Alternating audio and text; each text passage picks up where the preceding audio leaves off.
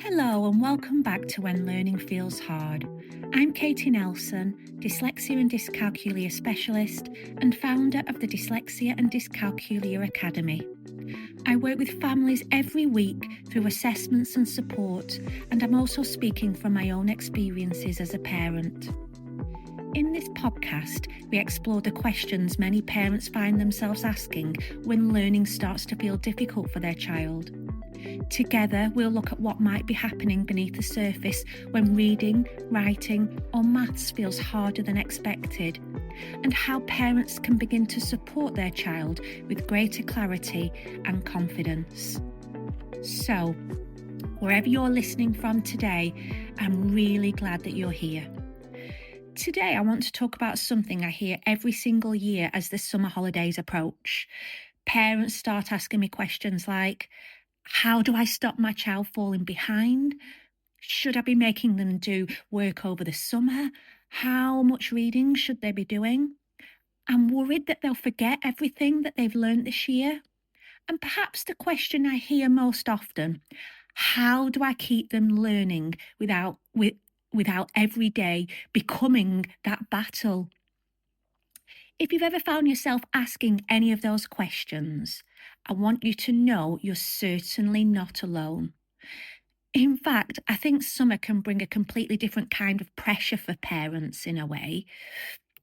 Throughout the school year, we're worrying about homework, aren't we? And spelling tests, maths, reading books, and school reports. And then suddenly the school holidays arrive, and somehow it can feel like all that responsibility lands on our shoulders. We start wondering whether we should become the teacher, whether we're doing enough, whether our child is going to go backwards. And let's face it, social media doesn't always help. You see endless summer learning checklists, holiday workbooks, daily schedules, 30 minutes of maths, 20 minutes of reading, handwriting practice, spelling practice. And before you know it, we're kind of like feeling like the holidays are starting to feel almost like another school term. But I'd like to offer you a slightly different way of thinking about summer. Because if your child has dyslexia or dyscalculia or another learning difficulty, there's something incredibly important for us to remember. Many of these children have spent the last 10 months working twice as hard as everybody else. They haven't simply been learning, they've been compensating, working harder to read, working harder to spell, working harder to remember instructions, working harder to keep up, working harder to hide just how difficult some things have felt. And by the time July arrives, many of our children are simply exhausted, not because they don't enjoy learning, but because learning has required such an enormous amount of effort. Sometimes we forget that. And as adults, we often think, they've had 6 weeks off. But actually, what many children need first is permission to recover. Recovery isn't wasted time. Recovery, well, it prepares the brain to learn again. Now, that doesn't mean we stop learning altogether, but perhaps we change what learning looks like. Because learning doesn't only just happen when they're sat at a table with a pencil. In fact, some of the richest learning experiences happen when our children don't even realise they're learning. Think about, for example, a family trip to the beach. You're collecting seashells. You're comparing sizes. You could be estimating how many you found. You could be talking about sea creatures, reading signs, following a map, writing your name in the sand. That's all learning. Or perhaps you're baking together. You could be measuring ingredients, following instructions, reading recipes, estimating, timing.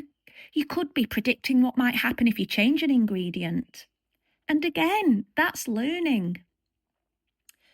Maybe you're out shopping, comparing prices, counting change.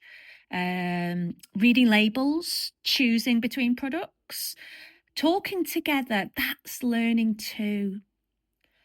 And one of the biggest myths I think we need to let go of is the idea that learning only counts if it looks like school. It doesn't. In fact, for many children with dyslexia or dyscalculia, we can make it feel exactly the opposite. Because when learning feels playful, confidence often grows. And confidence is incredibly important. Because children don't just remember what they learn, they remember how that learning made them feel. If every learning experience over the summer feels like another test, another worksheet, another reminder of what's difficult, then by the time September comes, they may arrive back at school already feeling defeated.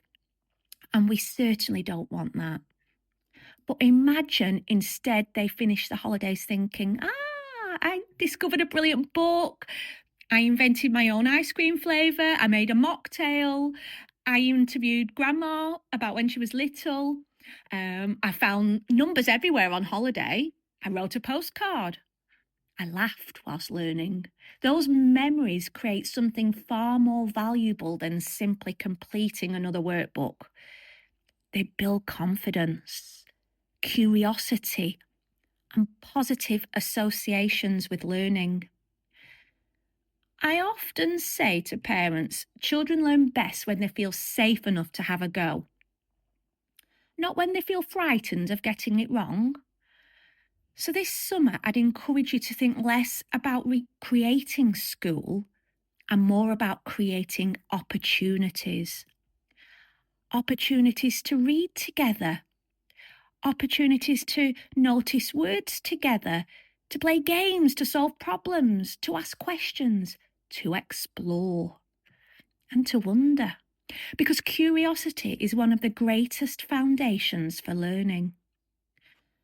Something else I'd really encourage parents to do this summer is celebrate effort much more than accuracy. So if your child reads one page, celebrate it. If they write a funny story, celebrate it. If they if they're measuring ingredients, if they're counting shells, if they read a menu, or if they ask brilliant questions, celebrate those moments too. Children who struggle with learning often receive far more correction than praise throughout the school year. And summer gives us the opportunity just to rebalance that, to help them remember that they can learn, they can be successful, and that they can enjoy this. And I'd like to leave you just with one thought that I hope stays with you throughout the holidays. Connection comes before correction. Because when our children feel connected, they're more willing to try. When they feel understood, they're more willing to take risks. When learning is shared, it often becomes enjoyable again. That's why I don't believe parents need to become teachers over the summer. I feel really strongly about that. I think children simply need parents who are curious alongside them. Parents who notice, who explore, who laugh, who encourage, who celebrate, and who remind them that learning isn't just something that happens inside a classroom. Before we finish today, I also wanted to let you know I've created something especially for families this summer. It could also be used with tutors as well. It's actually called the Summer Learning Without Tears, and it's completely free. It's full of fun reading, writing, and maths challenges that don't feel like school but gently keep children engaged and curious throughout the holidays. There are activities like reading treasure hunts, creating silly stories, inventing ice cream flavours, my personal favourite, number scavenger hunts, and there are summer shape hunts, and there's lots more. The idea isn't to complete pages every day. It's simply to dip in and enjoy learning together whenever it feels right. If you'd like to download a copy, you'll find the link in the show notes. If this episode resonated with you, and you're navigating dyslexia or dyscalculia with your child, please do know that you're not alone. You can find more conversations and support inside our parent community where many families are sharing similar journeys. If you'd like to keep exploring these topics, make sure you follow the podcast so that you don't miss future episodes of When Learning Feels Hard. You can also find more information about the work that we do at the Dyslexia and Dyscalculia Academy at www.dyslexia-academy.com. And remember, difficulty is information. When learning feels hard, it's often the first step towards understanding what your child truly needs. Thank you so much for listening, and I'll see you in the next episode.